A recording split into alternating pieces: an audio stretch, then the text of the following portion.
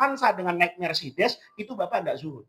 Tapi ada orang, Pak, itu makan tempe dengan makan daging, itu rasanya sama. Karena yang dilihat itu bukan makanannya, tapi yang ngasih makan. Dulu Harun ar-Rasyid, Khalifah Abbasiyah itu pernah kaget. Dia punya teman, namanya Iyas. Temannya ini, memang setiap hari itu selalu diundang sama beliau. Itu karena dia kalau makan itu apa ya bahasa Indonesianya? Orang tidak enak makan. Kalau ngelihat dia makan, jadi enak. Kenapa? Makannya semangat, Pak. Ya, semangat dan kelaparan itu beda tipis, ya kan? Ya. Dia kalau makan itu, masya Allah, nafsu itu. Tidak satu hari dia tuh nggak pernah bilang nggak enak makan. Makannya tuh enak terus. Maka Harun ar-Rasyid ini sebagai presiden kan banyak pikiran, ya kan?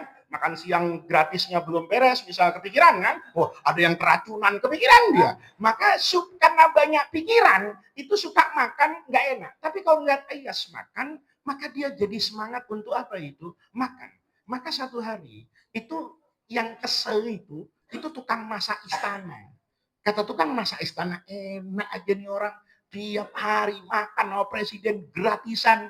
Sekali-kali itu dimasakkan ya kayak timun. Ya, bahasa Arabnya itu fuh. Itu enggak enak, Pak. Saya tahu betul itu. Usah namanya, kata orang Mesir, kata orang Saudi. Itu kayak timun tapi enggak enak rasanya. Dimasakin itu, Pak. Nah, begitu dimasakin, seperti biasa. Iyas tuh asal dimakan di istana. Waduh, lahapnya luar biasa. Maka Harun ngelihat dia makan, ingin makan. Ayo, saya makan. Begitu dimakan, masakan ini enggak enak. Dia tegur itu Iyas. Kamu makan ini enak? Enak, Presiden. Kata dia, ini enggak enak. Ini asem, enggak enak. Katanya. Kata dia, oh asem ya? Dia coba, oh iya asem. Loh, kamu enggak tahu kalau asem tadi? Enggak tahu. Enggak ngerasa. Kenapa? Saya setiap hari terbiasa makan enak bersamamu. Sehingga sebelum sampai ke meja makan, yang tertanam di kepala saya, makanan raja itu selalu apa ini? Enak. Karena raja itu kaya dan baik. Bapak, maaf ya, kalau yang tahlilan orang kaya, itu kadang-kadang kiainya salah tanggal. Gitu loh. Nanti 7 hari datangnya. Hari ke-6 udah datang kiainya. Kenapa? Ini yang mati orang apa ini? Orang kaya. Mohon maaf ini. Ya. Mudah-mudahan tidak ada yang tersinggung di sini. Ya. Sama kan, istrinya juga sama. Kak. Bapak nih, kalau tahlilan di rumah orang kaya, udah ada kebiasaannya. Pokoknya kalau 7 hari, itu sembako lengkap. Ya, ada minyaknya, ada berasnya, ada amplopnya 1 juta. Ditaruh di besek itu. Itu tahlilannya Isa. Duhur, bininya berisik. Bang, jangan lupa ntar malam. Kenapa? Ya, lihat, bener nggak? Kenapa? Karena yang mati orang kaya. Udah menjadi kebiasaan. Ini kalau haul, pokoknya sembakonya cakep, uangnya tebel, ada sarungnya, ada mukenanya. Udah tahu nih, asal Bang Haji nih, haul, Masya Allah, bawa ke rumah, itu enggak pakai besek lagi, kontainer plastik. Ya, yang ada rodanya, saking beratnya, disuruh diapain ini? Ditarik, ada duitnya 1 juta. Mohon maaf, Pak. Bapak dari pagi udah nggak bisa tidur. Ya, asar mau tidur, Bang, jangan tidur, ntar ketiduran lagi, lihat. Gara-gara yang mati orang kaya. Tapi kalau orang miskin, udah azan Isya nggak berangkat ya. Kata bininya, Bang, tahlilan di rumah Ono, tenang. Itu tahlilannya 1000 kali lagi, la ilaha illallahnya masih lama. Datang ke situ juga cuma air doang, lihat nih. Paham? Nih, kalau orang kaya, itu karena dia berhusnudzon dengan kekayaannya.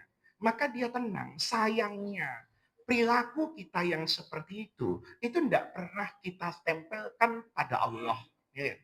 Kita kalau dikasih makan orang kaya, itu yakin enak.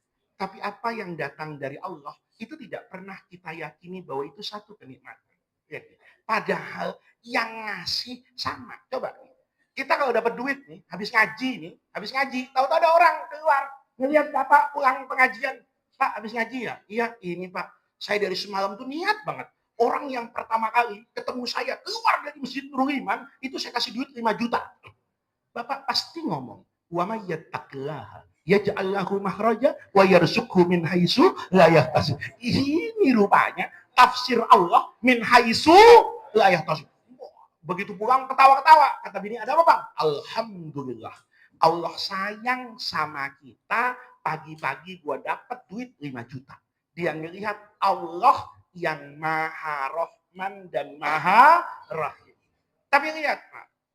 Kalau Bapak dikasih sakit, itu rasanya kayak, kalau nggak sayang ya sama gua, udah sakit. Karena apa? Justru Bapak itu sama Allah disayang tuh karena dikasih sakit. Ya, pas ada dangdutan di kampung, sakit perut Bapak. Itu Pak, kalau yang sakit tukang sawer, itu rahmat Allah. Gitu. Coba dia sehat, oh di panggung ya. Alhamdulillah, alhamdulillah sakit. Nih, coba ibu-ibu nih, mau ngaji tadi Bu, mau ngaji nih jam 4, begitu narik mau kenanya, tahu-tahu jatuh uang 200 juta. Ya, ibu enggak pernah punya duit segitu, enggak tahu siapa yang naruh, narik mau kena, tahu-tahu keluar uang 200 juta. Kira-kira subuh ini masih ngaji apa enggak, Bu? Hah? Saya enggak yakin. Ya, enggak yakin. Kalau ada duit 200 juta, rasanya masih sholat subuh tuh sudah alhamdulillah. Gitu. Karena apa? Setengah sholat subuh yang dipikirin saya kemana? Karena duitnya 200 juta. Alhamdulillah nggak punya duit 200 juta. Saya kemana? Ya ke Nurul Iman, ya kan? Paling nggak sarapan gratis lah pagi ini, lihat. Nah, itu Bapak, namanya cara apa ini? Pandang. Maka kata Ibnu Athaillah hari ini yang mau kita baca, ya dari keseimbangan tadi. Kata beliau, "Lau asyraqa laka nurul yakin, la ra'aital akhirata aqraba ilaika min antar hala ilaiha. Wala ra'aita mahasinad dunya qad zaharat kasifatil fana'i alaiha." Kata beliau nih, Pak, kalau Bapak nih sudah bagus cara pandangnya, ya, sudah ngerti bahwa hidup itu diajarkan keseimbangan, tapi Bapak tahu bahwa akhirat itu jauh lebih baik dari dunia, akhirat itu jauh lebih panjang daripada hidup di dunia. Apa kata Ibnu Athaillah? Kalau nanti orang tuh udah terbiasa, hidup itu seimbang. Ini penting, Pak. Jadi Bapak jangan langsung jadi wali. Ini banyak orang sekarang wudhu nggak beres ngaji tasawuf. Ya, akhirnya jadi wali kota kan begitu kan? Wali murid, wali kelas. Kenapa? Ini melakukan lompatan yang terlalu jauh. Bapak, biasakan dulu seimbang dulu. Ada sholat, ada ayam goreng. Ya, ada maulid, ada istri, ya kan? Sering baca Quran, kadang lirik dan kadang-kadang, ya, nggak tiap hari ya. Kadang-kadang itu seimbang itu Bapak. Sampai nanti Bapak melatih diri Bapak untuk apa ini? Untuk lurus di tengah.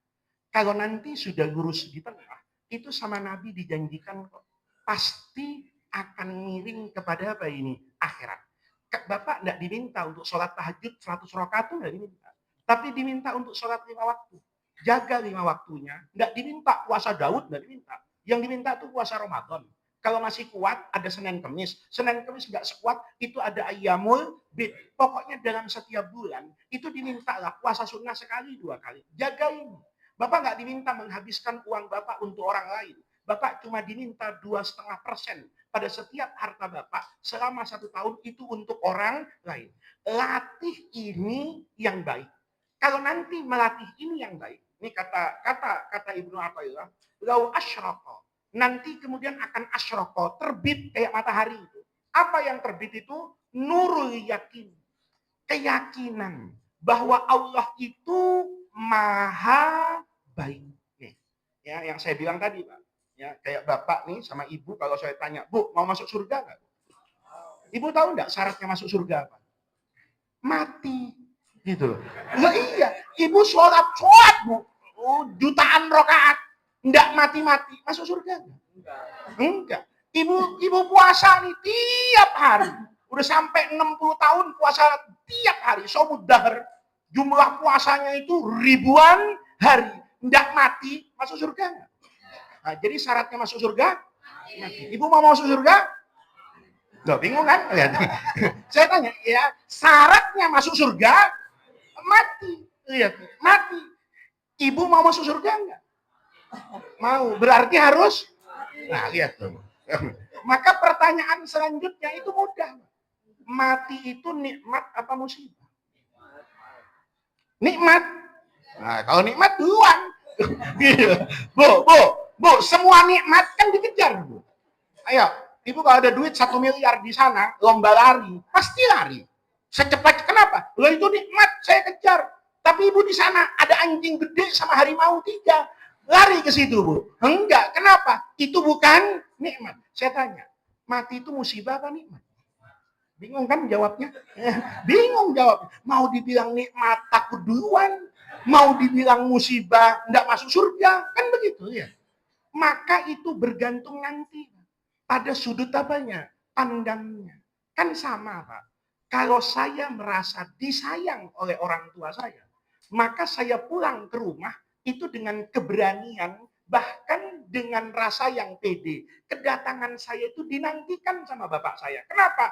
Saya anak yang berprestasi. Saya anak yang baik. Saya anak yang membanggakan orang tua saya. Balik, pede dia. Masuk rumah, merasa ada masakan, ada apresiasi, ada hadiah. Coba anak kabur-kaburan. Ya, begitu mau pulang, ngendep-ngendep. Kayak ibu dulu tuh, waktu masih muda, pacaran malam-malam, ya kan? Itu masuk ke dalam rumah, ngelirik dulu. Babe udah tidur apa belum?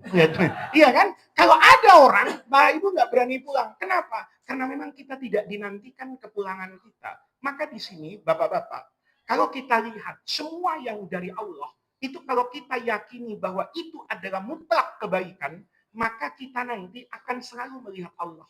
Nih, jadi kalau lagi misalnya keluar dari masjid sendalnya hilang, itu jangan ngambek, Pak. Alhamdulillah yang hilang sendal. Ada orang lain yang hilang bukan sendalnya, tapi kakinya. Bu, ya kalau ibu nanti jalan, tahu-tahu tasnya dicopet, hilang lipstik yang mahal, bersyukur. Alhamdulillah yang hilang lipstik. Coba yang hilang bibirnya ibu, gitu loh. Biar punya lipstik, mau ditaruh di mana itu?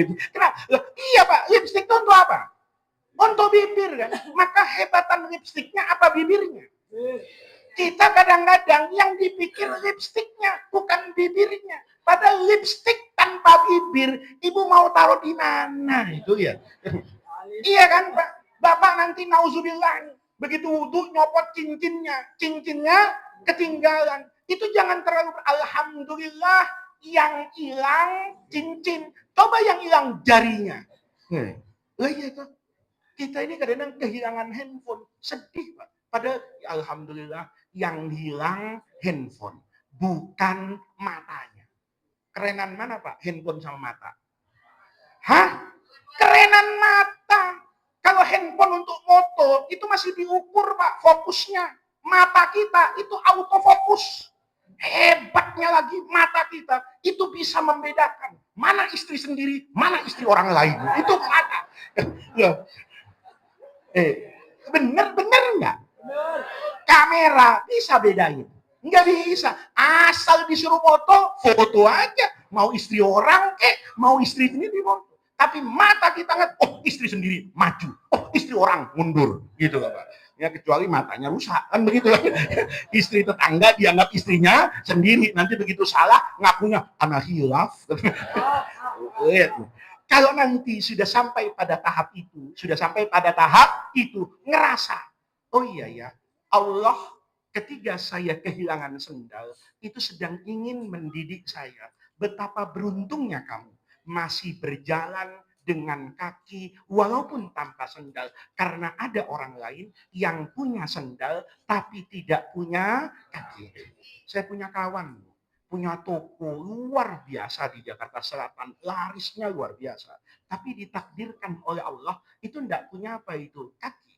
Jadi jalan di tokonya itu pakai kursi roda. Orang China, orang Tionghoa. Itu baiknya luar biasa. Tapi jalannya harus pakai kursi roda. Padahal uangnya kalau mau beli sendal, bukan cuma tokonya, pabriknya dibeli, wong kayanya kayak begitu. Tapi dia tidak bisa menikmati uangnya hanya untuk sekedar membeli apa ini? Sendal. Nauzubillah orang di rorotan sudah terjerat pinjol, ya kan? Kontrakan belum bayar, sendalnya cakep amat kata saya. Lihat Pak, itu tandanya bahwa Allah itu selalu maha baik, maha baik. Bapak diambil kakinya untuk merasakan, ya Allah, nikmat betul ternyata kaki. Betapa harta saya itu tidak bisa memberi kenikmatan yang namanya kaki. Nih, ketawa sama nggak ketawa, Pak. Itu yang buat ketawa, itu sebetulnya Allah. Ada orang duitnya banyak, itu nggak bisa ketawa. Iya, coba kalau ada isu reshuffle kabinet, itu menteri nggak bisa ketawa. Ya, Bapak kenapa nggak ketawa? Ini ada isu mau reshuffle. Ini katanya Golkar minta tambahan, PKS mau masuk. Itu menteri-menteri, Pak. Mukanya asem semua. Padahal, Masya Allah, seandainya nggak jadi menteri, masih sehat walafiat kok. Rumahnya masih bagus, duitnya masih banyak. Tapi mendengar kata reshuffle, dia udah nggak bisa tidur. Kita kadang-kadang Pak, saya lihat itu orang kalau pulang dari Bekasi ngaji malam, itu tidur di tepi jalan, Pak. Di trotoar, kalau cuma trotoar nggak apa-apa, pinggirnya rel kereta api. Hebat itu orang. Ya, tidur pules, padahal tiap 15 menit kereta lewat. Anehnya ngorok. Hebatnya lagi, subuhnya kesiangan. Itu hebatnya. Kita udah selesai pulang dari masjid, dia masih ngorok aja. Padahal di mana itu? Di emperan jalan pakai kardus. Kita yang di rumah, kadang-kadang kasurnya bagus, AC-nya bagus, selimutnya bagus, nggak bisa tidur. Kenapa? Karena sejatinya kita dikasih kemampuan oleh Allah untuk memberi kasur, tapi nggak bisa memberi tidur. Jadi harus ingat kalau ketawa, yang buat ketawa itu bukan duit. Karena banyak orang punya duit, nggak bisa ketawa. Apakah sudah punya duit, yang banyak, ketangkap KPK, hilang ketawanya. Ya, coba lihat itu bupati, gubernur, yang kemarin ketawa-tawa, begitu masuk ke KPK, itu nggak ada yang apa itu, yang ketawa. Ada orang, Pak, kontrakan belum bayar setahun. Bininya, Masya Allah, ngomel, mulutnya tajam banget. Ya, aneh nih. Begitu main ke warung, ada janda lewat, digodain. Bayangin. Ya, ini jangan nanya godain jandanya boleh apa enggak gitu. Tapi ini orang kan nggak tahu diri, Pak. Ya, lagi kesulitan, ya, utang di mana-mana, bininya galak, ada janda lewat, masih bisa ngelirik, digodain lagi. Kira-kira, Pak, itu yang membuat dia kayak gitu tuh siapa? Allah, bukan siapa-siapa. Ini kalau kita lihat, Pak, itu kalau sudah tahu kayak gini nanti, asyraqo nurul yakin. Kalau kita sudah tahu Allah itu maha baik, maka dampaknya nih, kalau sudah yakin karena itu, la ra'aital akhirata, maka orang ini akan melihat akhirat akraba ilaika, lebih dekat kepada saya min antar hala ilaiha. Sebelum saya masuk ke akhirat, saya sudah merasa kalau akhirat itu jauh lebih dekat daripada masa depan saya. Nih, kita kan melihat akhirat tuh masih nanti, ya kan? Kadang-kadang masih ngaji lagi tanda-tanda hari kiamat. Ini udah ada. Oh ini belum, berarti masih lama kiamat kan gitu. Lihat nih, ini orang ngaji tauhid ini agak geblek Pak gitu. Ini alamatus saat, kan keren banget. Tanda-tanda hari kiamat. Oh tenang, Nabi Isa belum turun, Dajjal belum muncul di pagi. Oh matahari masih dari sebelah timur kok, belum dari sebelah barat. Dia merasa akhirat itu masih apa ini? Jauh. Tapi kalau dia tahu bahwa akhirat itu tidak bergantung dengan kiamat, tapi bergantung dengan ajalnya sendiri. Orang tuh kalau sudah mati, berarti kiamat sudah datang buat orang tadi. Kiamat yang ada tandanya, itu kiamat yang bersifat umum. Tapi kiamat yang bersifat pribadi, asal mati, udah kiamat. Kenapa Bapak nggak bisa ngulang lagi hidupnya? Nggak bisa sholat lagi, nggak bisa puasa lagi. Selesai di situ. Maka kalau sudah mati, kiamatnya sudah apa ini? Datang. Orang kalau sudah tahu dengan nurul yakin, dia melihat akhirat itu lebih dekat bahkan sebelum dia ini berangkat.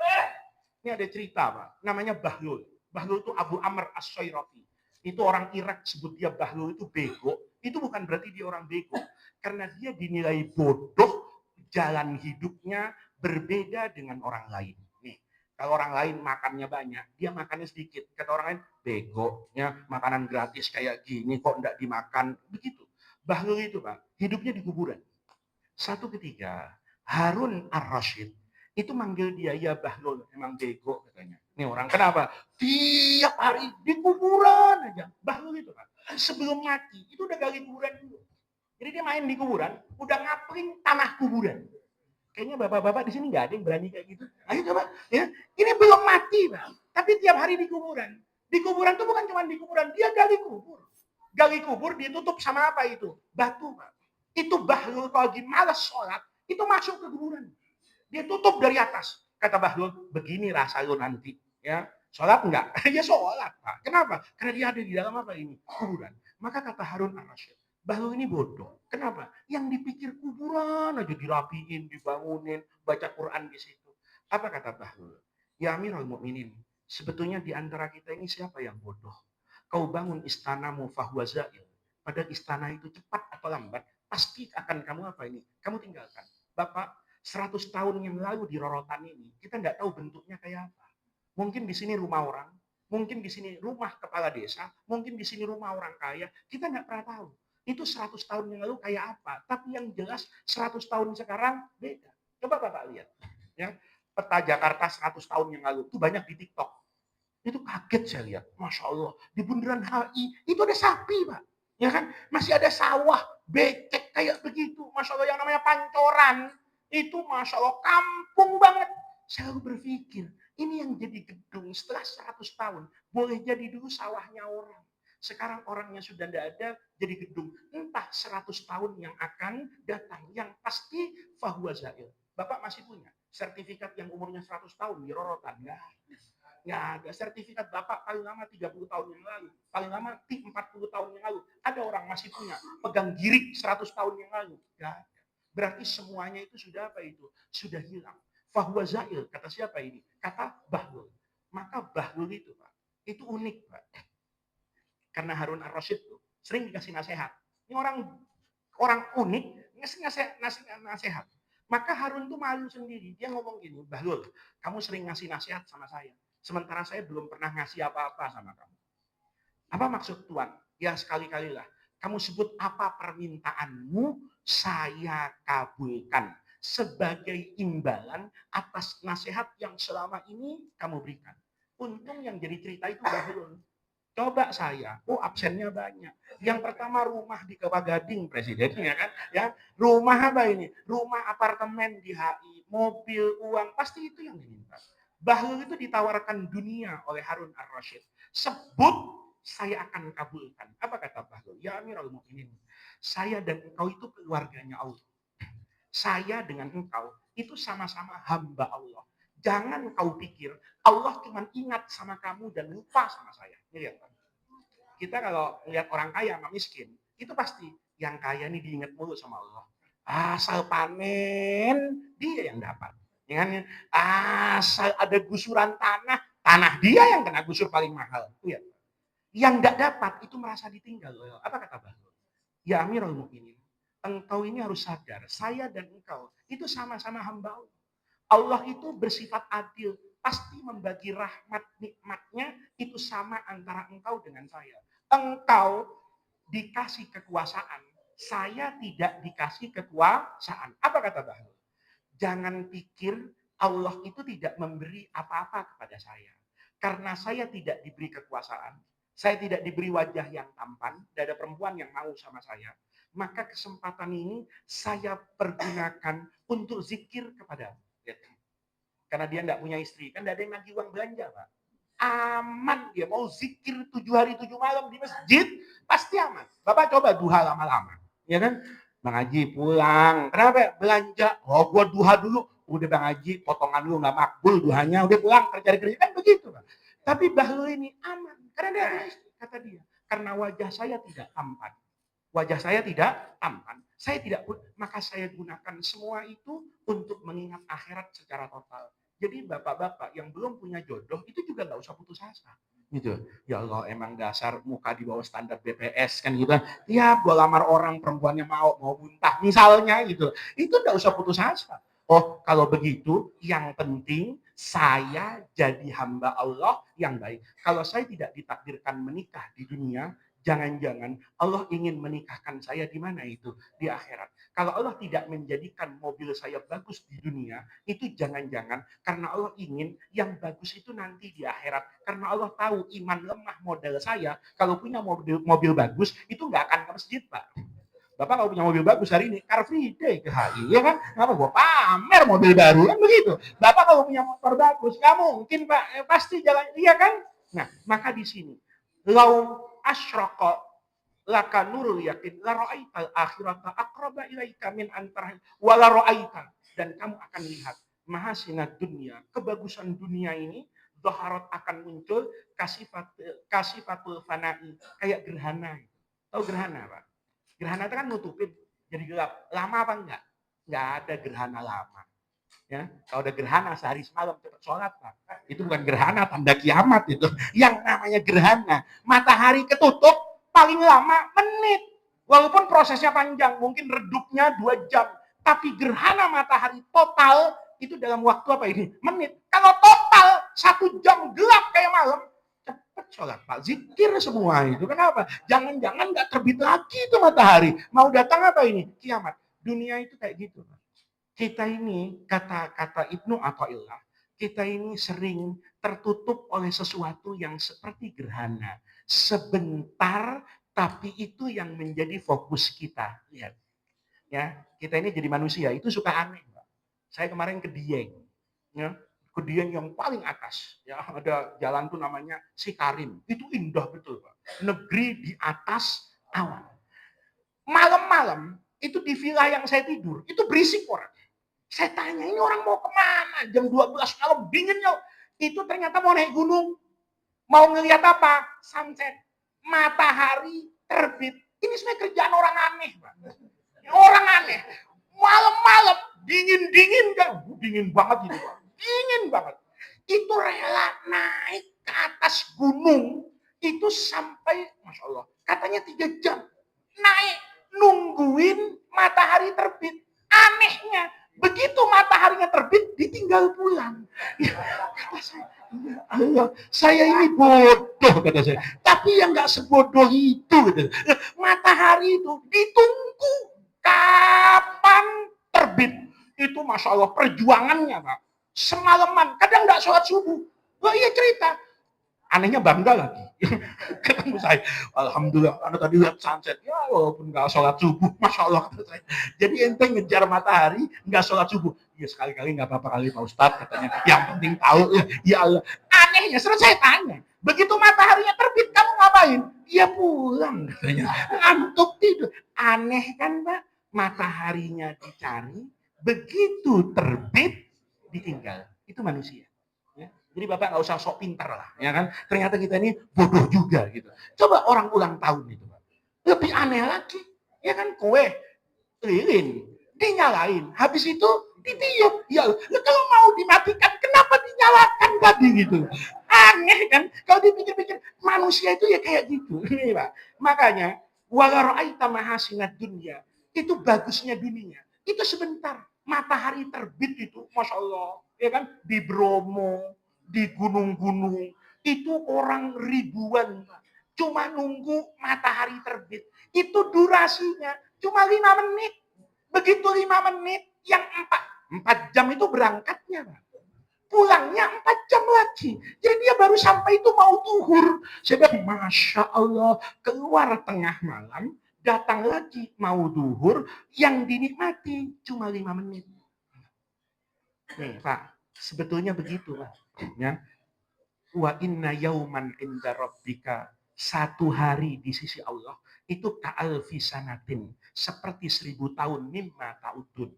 Jadi Bapak tuh jangan aneh-aneh. Kan orang suka tanya sama saya, Ustaz, kata Nabi, bu istu, saya ini diutus oleh Allah, wasa'ah, antara saya dengan kiamat, kahata ini dekat banget. Ya. Ternyata Nabi udah lewat 1500 tahun, nggak kiamat. Itu karena nggak ngerti. Nabi itu ke kita, kalau pakai ukuran hari akhirat, belum 2 hari. Coba bayangin. Maka jangan aneh-aneh. Ini orang di dunia aneh. Gua nggak apa-apa dah, berzina sebentar. Berzina sebentar. Ya paling di akhirat 3 hari.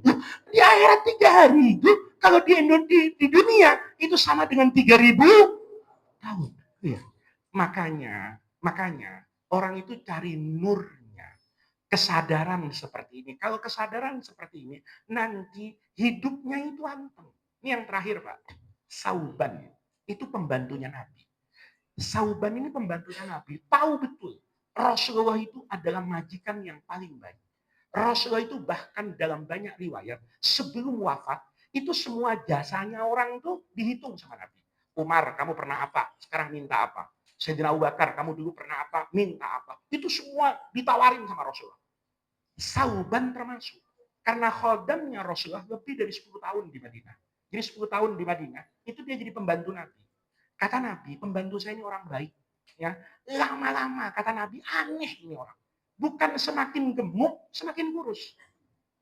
Kalau saya sekarang semakin gemuk, Pak. Kenapa? Mulutan tiap hari. Itu, Masya Allah. Nggak pernah makan di rumah, makannya enak-enak. Tambah gemuk saya. Dekat sama agama, tambah gemuk. Sauban, semakin dekat sama Nabi, anehnya orang, semakin kurus. Maka sehari dipanggil sama Nabi. Tahu Sauban, kamu kenapa kurus? Banyak pikiran ya Rasulullah. Pikiran apa Sauban? Ngomong sama saya. Asal kamu ngomong, saya minta, nggak tanggung sama Allah. Ngomong sama saya, ya, saya minta sama Allah, beres, nggak usah mikir lagi. Kata Sauban, betul ya Rasulullah, betul. Ayo ngomong. Nggak jadi deh Nabi. Saya mikir-mikir dulu, ya udah kata Nabi, saya nggak maksa. Seminggu kemudian dipanggil lagi. Sauban, kamu kok masih kayak begini aja kurus? Kayak orang banyak. Iya Nabi, saya tuh banyak pikiran-pikiran yang memberati saya. Kata Nabi, ngomong. Apa yang keluar dari mulutmu, saya wujudkan sekarang. Kalau saya itu, ya, kenapa saya tidak ketemu Nabi? Coba saya ketemu Nabi. Faiz, kamu minta apa? Kata Nabi. Oh, itu udah kayak ibu-ibu belanja bulanan. Pak, absennya banyak betul. Saya minta Nabi ini nih, permintaan saya udah saya catat Nabi. Ya, lengkap nih proposal. Kan begitu. Sauban tuh ngomong, betul Nabi. Kalau saya minta, dikasih? Iya, kata Nabi. Dia mikir, enggak deh Nabi. Lama-lama, setiap begitu, Nabi tanya, emang kamu mau minta apa? Kata Nabi. Kok mikirnya lama? Begini ya Rasulullah. Saya itu kepikiran. Saya jadi pembantu Nabi. Itu nikmatnya luar biasa. Nabi makan, saya makan. Nabi minum, saya minum. Nabi sholat, saya sholat. Saya nikmat betul sama Rasulullah. Apa yang nggak dikasih sama Nabi, saya dipenuhi semua. Ya, saya nggak pernah kesusahan, nggak pernah kelaparan. Kata Nabi, tapi kamu kurus. Itu karena pikiran saya Nabi. Saya mikir, saya dekat betul sama engkau sekarang di dunia. Tapi nanti di akhirat saya pasti jauh. Engkau surganya tinggi, saya surganya rendah. Maka kalau boleh ya Rasulullah, coba lihat. Dia nggak minta tanah di rorotan, Pak. Gitu loh. Ya, dia nggak minta yang maha enak. Yang dia minta as'aluka ya Rasulullah. Kalau saya boleh minta, saya nggak minta apa-apa nanti. Tapi tolong minta sama Allah murafaqataka fil jannah. Saya kepengen jadi temanmu, pembantumu di surga. Ini orang yang mengerti betul bahwa yang paling mahal di surga itu bukan bidadari. Kita nih di rorotan masih pusing. Bidadari kayak apa ya? Itu dipikirin. Sholat yang dipikirin bidadari. Nanti ibu-ibu nih merasa agama nggak adil. Suami gue dapat bidadari, gue dapat apa ya? Padahal itu nggak penting, karena itu secara fisik itu dikasih semua kok sama Allah. Ibu nih nanti itu bidadari surga kok. Ya, dulu saya ngaji sama guru saya di Mesir, Syekh Umar Abdul Kafi. Itu ada orang Mesir sampai nggak tahan karena pikiran dia kotor. Jadi Mas Syekh Abdul Kafi itu cerita di masjid kayak begini nih. Nanti ada orang masuk ke dalam surga. Begitu masuk ke dalam surga, Masya Allah, ini orang penasaran. Kayak apa bidadari? Begitu sampai pintu surga, disambut perempuan ganteng banget. Ngomong dia, malaikat ini bidadari. Bukan, ini security. Masya Allah. Siapa ini? Security ini, secantik ini. Iya. Masuk lagi dalam, Masya Allah, ini bidadari. Bukan, ini asisten rumah tangga, pembantumu di dalam surga. Masya Allah, cantiknya kayak begini. Ketemu banyak orang. Ini mah bukan. Terakhir sampai dalam, kata mereka, tenang. Di kamar itulah bidadari surga. Masya Allah. Orang ini gemetar, Pak. Mikir kayak apa cakepnya. Kenapa? Lo yang security aja udah dia sangka bidadari, Pak. Ini gimana Kak bidadari sesungguhnya? Maka malaikat melihat dia kayak orang gemetar. Tenang. kamu kenal kok dengan bidadari surga. Loh, kata dia, kenal di mana? Di dunia dulu. Lu siapa? Istrimu. Dengar kata-kata istrimu, itu ada teman saya orang Mesir, Pak. Enggak benar, Pak. Langsung ngomong sama Syekh. Syekh, tunggu dulu. Periksa. Jangan-jangan hadis tadi itu doif. Astagfirullah. Saya itu teman saya tampal itu mukanya. Kenapa? Dia nggak terima, Pak. Kalau itu hadis sahih. Kenapa? Yang gua tunggu bidadari, kenapa bini lagi katanya. Ya Allah. Apa kata guru saya? Lu diem katanya. Dengerin dulu guru, kalau belum hatam jangan pulang. Ngaji jangan separoh-separoh. Kacau otaknya gitu. Kata guru saya, nanti yang jadi bidadari itu istrimu. Sebagaimana kamu tahu di surga itu tidak ada orang yang buruk rupa. Kita ini, Pak, nanti masuk surga udah nggak kenal mukanya. Kenapa? Ganteng semua. Jadi kau jelek kan merusak pemandangan surga. Ya, ada orang peyang di surga, ya Allah. Surganya cakep. Loh kenapa ini isinya kan jadi jelek surganya. Maka Bapak yang peyang-peyang salah cetakan itu tenang aja. Nanti masuk surga diperbaiki sama Allah. Nah, istri Bapak juga gitu. Nanti bidadari yang cantik di surga itu nggak ada apa-apanya sama istri Bapak kalau solihah. Maka sholat, Bu.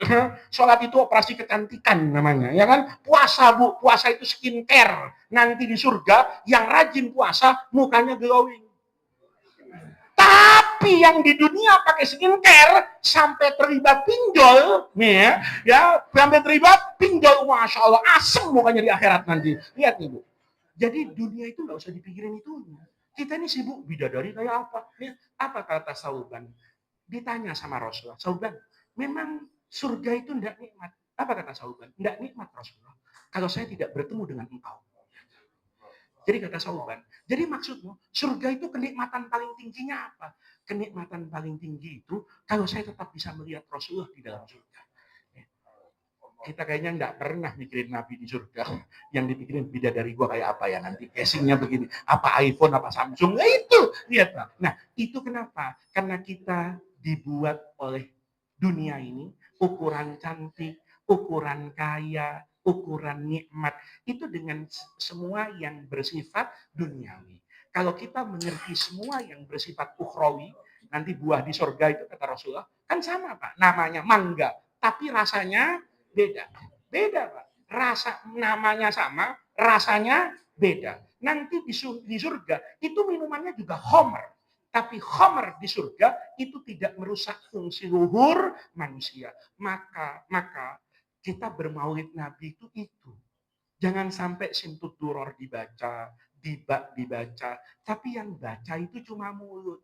Tidak pernah kehadiran Rasulullah itu masuk di dalam hati. Tidak pernah hati kita mengatakan, ya Allah, seandainya di dalam surga itu tidak ada apa-apa kecuali Rasulullah. Maka saya akan dermakan hidup saya hanya sekedar untuk melihat Rasulullah. Karena orang yang melihat Rasulullah di dalam surga itu pasti orang yang mendapatkan ridho Allah. Maka ngaji kita pagi hari ini mengingatkan, maulid itu syiar, maulid itu penting, tapi ada yang lebih penting. Setelah kita bermaulid, seperti apa Rasulullah di dalam hati saya? Kalau saya melihat anak yatim, kemudian tergerak untuk membantu anak yatim, mengingat Rasulullah itu adalah Nabi yang paling sayang sama anak yatim, maka di situ sejatinya maulid itu sukses, menembus bukan saja lisan kita, tapi masuk ke dalam hati. Mudah-mudahan Allah jadikan jam'ana hadza jam'an marhuma wa tafarruqana min ba'dihi tafarruqan maksuma. Mudah-mudahan hadirnya kita di majelis yang baik ini, langkah kaki yang kita gerakkan ke masjid ini, Allah catat sebagai tawassul dan wasilah kita semua untuk mendapatkan khairat dunia wal akhirah. Mudah-mudahan Allah senantiasa membersamai kita semua di dunia ini dan menghantarkan kita untuk bertemu dengan ridho dan rahmat Allah bersama dengan Rasulullah Shallallahu Alaihi Wasallam. fil firdausil a'la. Rabbana ahdina min ladunka rahmah wa hayyi lana min amrina rasyada. Allahumma la tahrimna khaira ma indaka li syarri ma indana. Kurang lebihnya saya mohon maaf. Wallahul muwaffiq ila aqwamit thariq. Wassalamualaikum warahmatullahi wabarakatuh.